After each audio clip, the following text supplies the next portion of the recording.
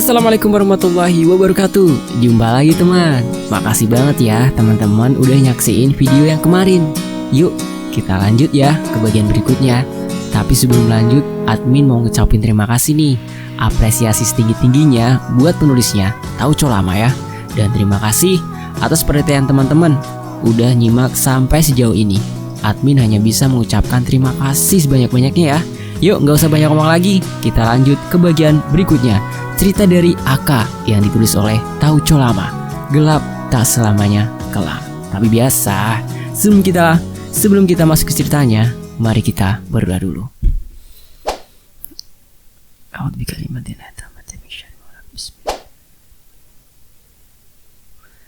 Allahumma sholli ala Sayyidina Muhammad sallallahu alaihi wasallam. Oke, kita masuk ke ceritanya.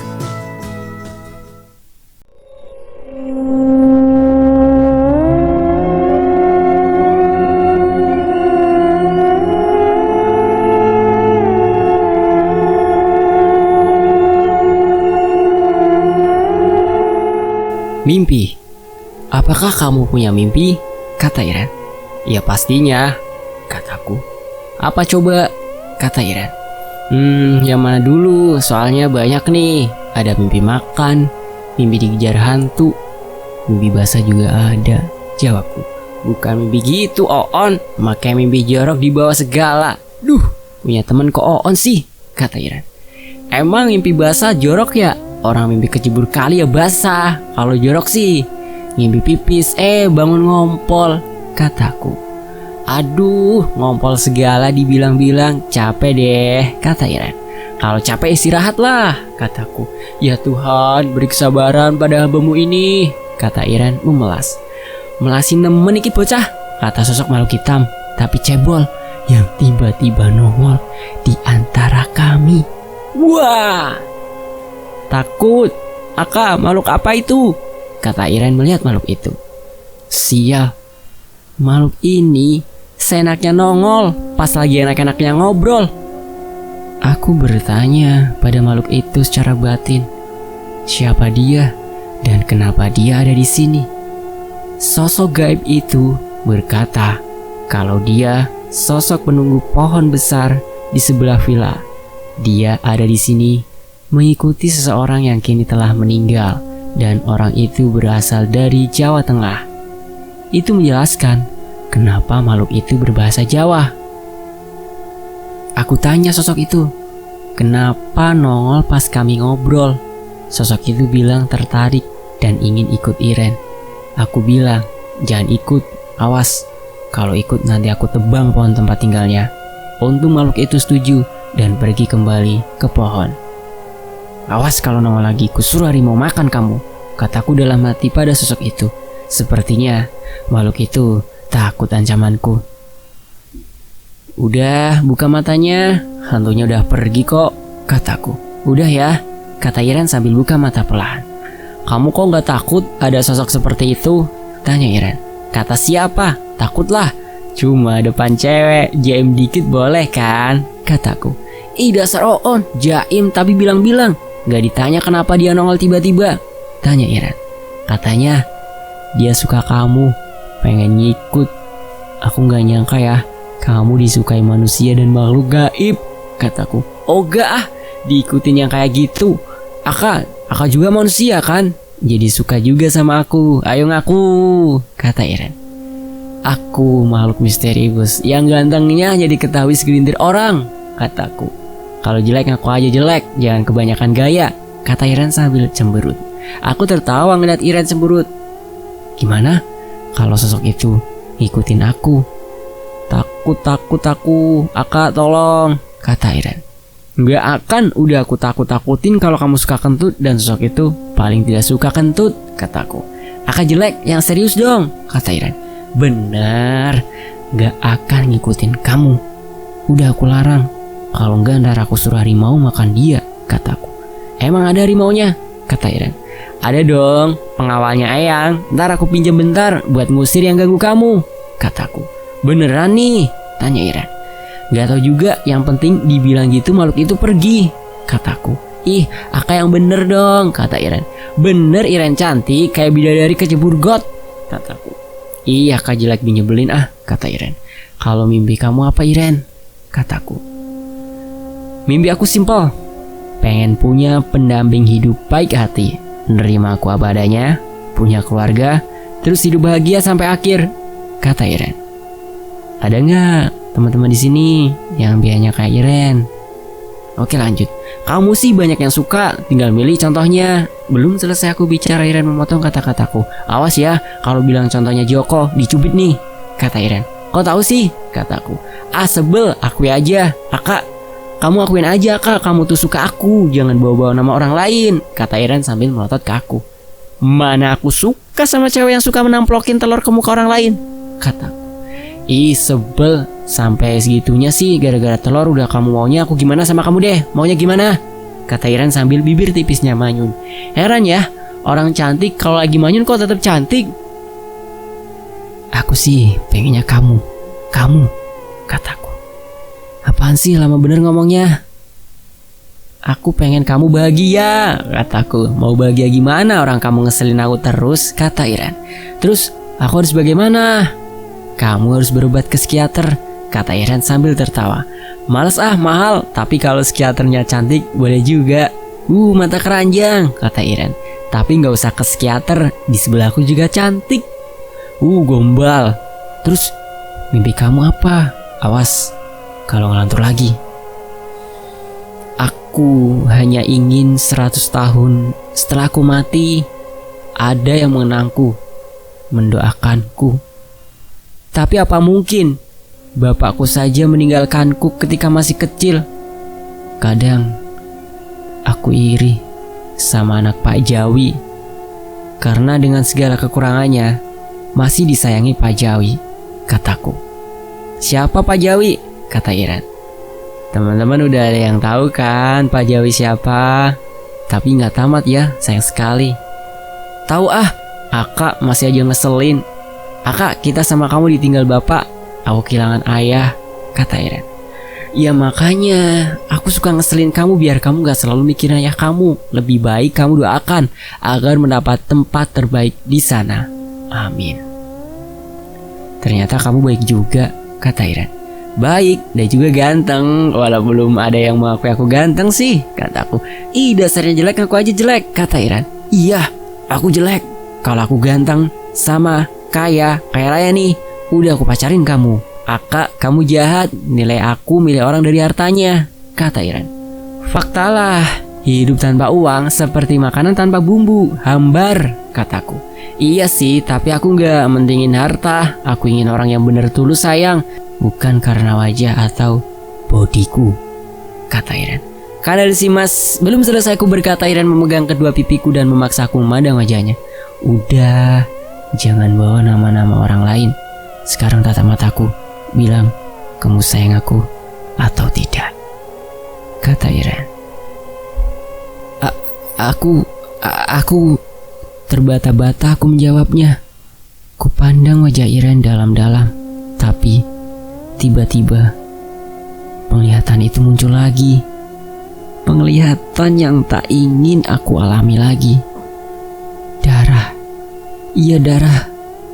Terlihat darah mengalir dan tangis, dan sosok seorang yang memunggungiku.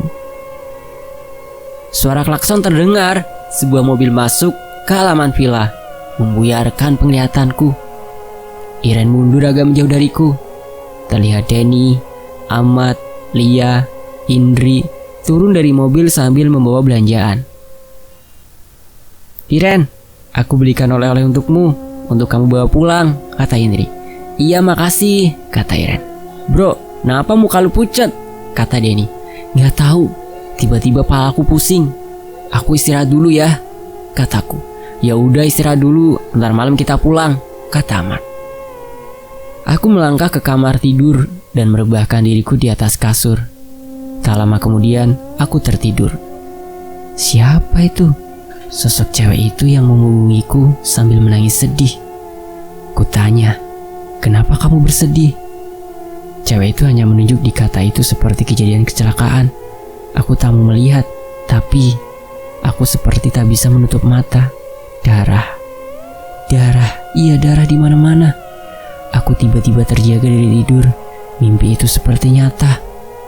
Iya, Aka bangun. Ntar lagi kita pulang. Suara Denny memanggilku. Iya, aku udah bangun, jawabku. Aku keluar kamar, pergi mandi. Setelah mandi, ternyata teman-teman sudah menunggu. Kami masuk mobil. Ahmad menyetir dan Lia duduk di depan. Denny, Indri, dan Iren duduk di tengah. Dan aku duduk sendiri di belakang. Mobil berjalan meninggalkan villa. Mang Ujang penjaga villa melambaikan tangannya. Mobil melaju meninggalkan villa, memasuki jalan utama. Seandainya siang, mungkin akan indah pemandangan di luar. Tiba-tiba, aku merasa mual. Den, kasih tahu Ahmad berhenti sebentar. Aku mau muntah, kataku.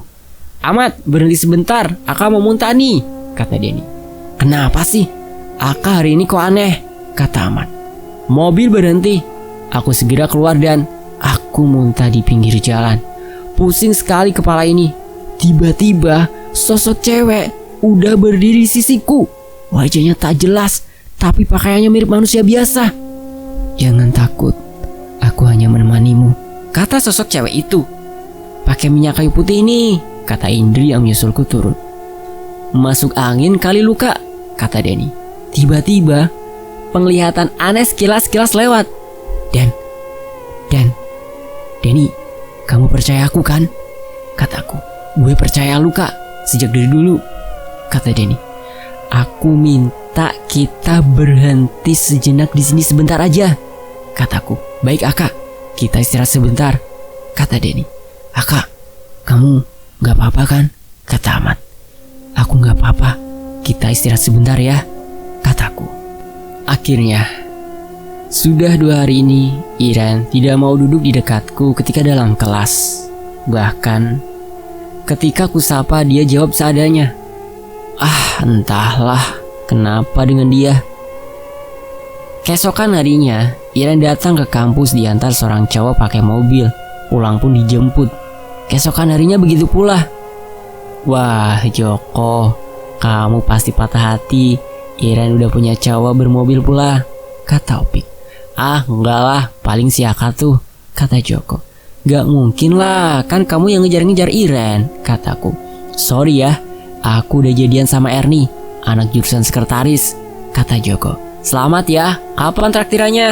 Kataku. Gampang, kalian semua boleh makan minum sepuasnya. Tapi, kata Joko. Tapi apa? Kataku. Tapi jatahnya cuma goceng doang seorang, kata Joko. Aku bilangin ke Ernie pacarnya pelit, kataku. Dasar kampret Aka, kata Joko. Kami pun tertawa. HP ku bergetar, BBM dari Denny. Minta desain t-shirt yang ku kerjakan diantar hari ini. Pulang kuliah, aku bergegas ke tempat Denny.